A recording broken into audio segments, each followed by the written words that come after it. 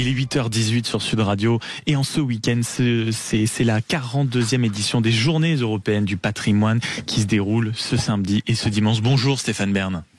Bonjour Maxime, bonjour à tous. Merci beaucoup d'être avec nous ce matin et je sais votre agenda surchargé, donc merci beaucoup d'être avec nous, animateur de radio, de télévision et porteur de la mission du patrimoine. Je recommande d'emblée votre dernier livre, Les énigmes de l'histoire. Vous nous emmenez du côté du Louvre et je le dis sans flagornerie, c'est fabuleux parce que non seulement c'est très bien mis en page, il y a des anecdotes de partout, c'est court à chaque fois sur les anecdotes et on en apprend énormément. On aura l'occasion d'y revenir dans quelques minutes. Mais ces Journées du patrimoine, Stéphane Bern, on parle toujours des grands monuments, des grands sites, des grandes villes, mais est-ce que ce n'est pas avant tout l'occasion de découvrir son patrimoine local? Oui, c'est vraiment mon combat en fait, c'est d'inciter nos compatriotes à aller plutôt vers le patrimoine de proximité, les merveilles qui sont dans les villages autour de nous ou dans les villes, peu importe. Pourquoi? Parce que au fond, on se rend pas toujours compte des trésors qui nous entourent et du fait que ce qui fait la richesse de la France, c'est aussi ce que les générations précédentes nous ont laissé et qui ça fonde la richesse, pas seulement morale, intellectuelle, historique, identitaire aussi, parce que c'est de l'identité, le patrimoine, mais aussi peut-être l'économie des territoires. Oui. Quand vous avez un monument quelque part, et on le voit aujourd'hui avec des gens qui vont se rendre sur des lieux de patrimoine, il y aura des dizaines, des milliers de personnes qui vont aller dans les auberges, les restaurants, les cafés. C'est une économie. Et donc c'est une économie locale et c'est parfois la richesse la richesse des villages qui n'en a pas d'autres parfois.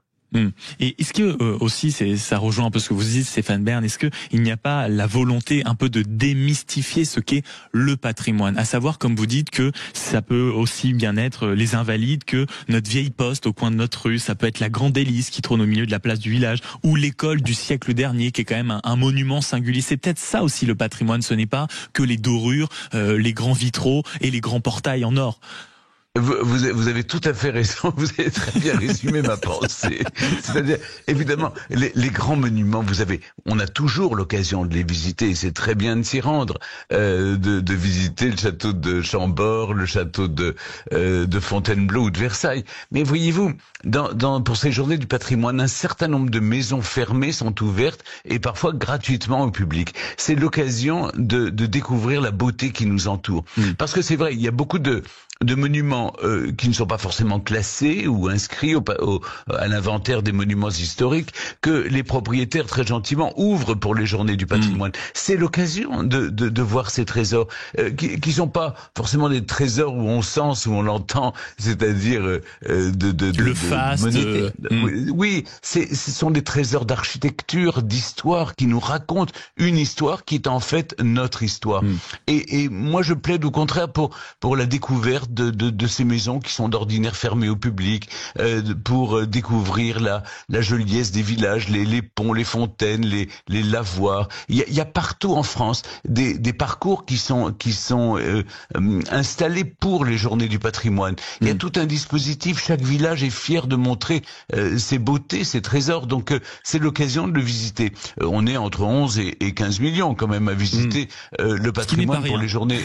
Et c'est pas rien, ça montre l'appétence des Français pour le patrimoine. Oui. Et d'ailleurs, je le vois avec la mission qui m'a été confiée pour restaurer le patrimoine en péril. Les gens achètent vraiment il y a le tirage et les tickets, il y a eu avec le tirage hier soir et les tickets. Oui, d'abord parce que ce sont des tickets de grattage très attractifs puisqu'un ticket sur 3 est gagnant et que 72% des sommes vont aux gagnants. Mais il y a 12%, c'est-à-dire la part de l'État qui est redonnée à la Fondation du patrimoine avec laquelle, je travaille pour que on paye des travaux de monuments en péril. Et partout en France, on le voit, il y a plus de 1000 sites qui maintenant ont été restaurés ou sont en train de l'être. Et on dit, Stéphane Bern, que cette édition 2025 bat déjà des records sur le loto du patrimoine. Vous pouvez nous confirmer ? Oui, absolument, absolument. Les premiers chiffres sont excellents et ça montre. Si vous voulez, c'est important, pas seulement parce que on a récolté 330 millions d'euros. Et on n'a pas fait les poches des gens. Vous voyez, c'est eux qui ont joué, qui ont gagné et qui ont eu envie de rejouer. Oui.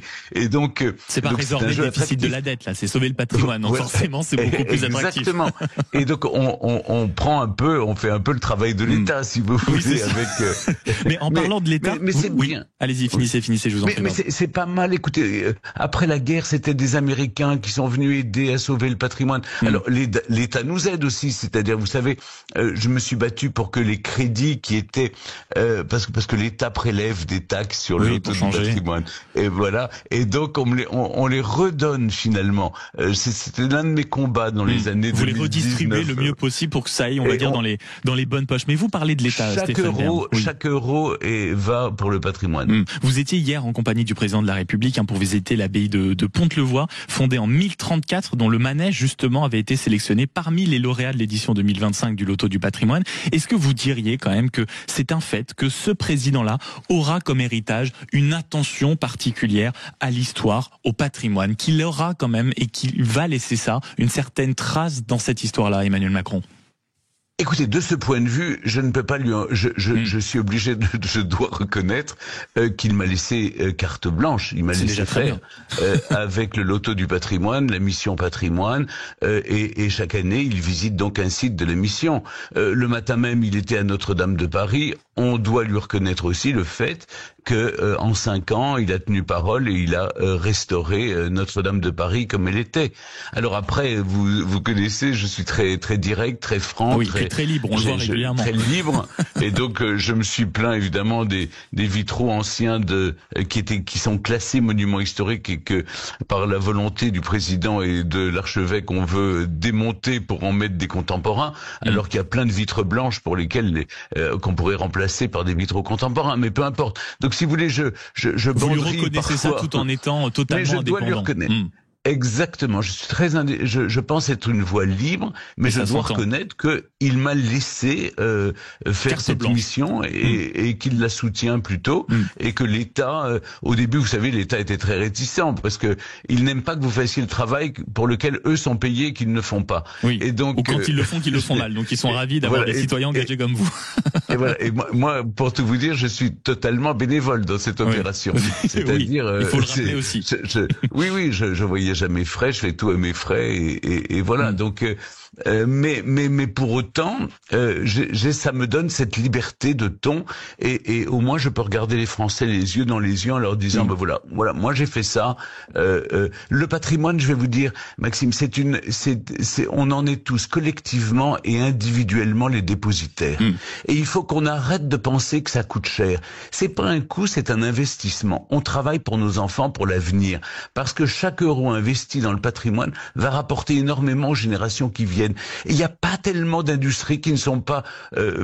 beaucoup d'industries sont délocalisables. Le patrimoine, vous allez avoir du mal à le délocaliser. Non, ça c'est sûr. Vous n'allez pas pouvoir le déplacer en République tchèque ou en Chine. Non, ça c'est sûr. Stéphane Bern, dernière question, parce que vous savez mieux que moi ce que c'est la radio, le temps court. Vous publiez un livre aux éditions Fayard, Les énigmes de l'histoire. C'est un livre dédié au mystère du Louvre. Est-ce que d'un mot, vous pouvez raconter, j'ai sélectionné des anecdotes, mais une qui à chaque fois me fait sourire, qu'on ne raconte jamais suffisamment, c'est que la Joconde est volée dans le Louvre, je crois que c'est en 1911, et c'est Apollinaire qui est accusé. Est-ce que vous pouvez nous dresser cette histoire folle? Non, mais on a volé la Joconde, ce qui est une histoire incroyable.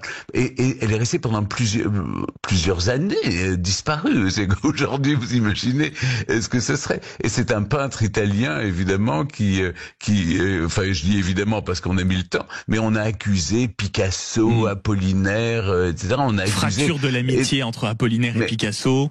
Mais oui, voilà, c'était une histoire incroyable, cette histoire. Mais alors, j'ai raconté dans ce livre, évidemment, des anecdotes sur les œuvres ou sur quelques œuvres, mais c'est toute l'histoire du Louvre qu'il faut raconter depuis son origine, depuis le nom. Pourquoi ça s'appelle le Louvre? Parce qu'il y avait des chiens qui protégeaient les Parisiens contre les loups qui étaient dans la ville ou presque. Et puis aussi parce que ça a été une résidence royale. C'est là que on peut penser Henri IV et la reine Margot. Tous les personnages ont vécu là jusqu'à Louis XIV. Et ensuite, c'est Louis XV qui l'a en partie transformé en musée, puis Napoléon y a vécu, Napoléon III aussi. Enfin, c'est toute cette histoire. Et c'est une fresque historique dans un seul livre, et c'est pour ça vraiment que je le recommande. Les énigmes de l'histoire, c'est un livre dédié au Louvre, et vraiment le livre est un bonbon, parce que quand on l'ouvre, c'est bien édité, il y a des fresques, des dates, c'est court, c'est bref, c'est efficace, c'est généreux, comme vous d'ailleurs, Stéphane Bern. Merci sincèrement d'avoir été au micro de Sud Radio ce matin pour évoquer ces journées du patrimoine qui ont le rappel, c'est aujourd'hui et demain. Merci beaucoup d'avoir été avec nous.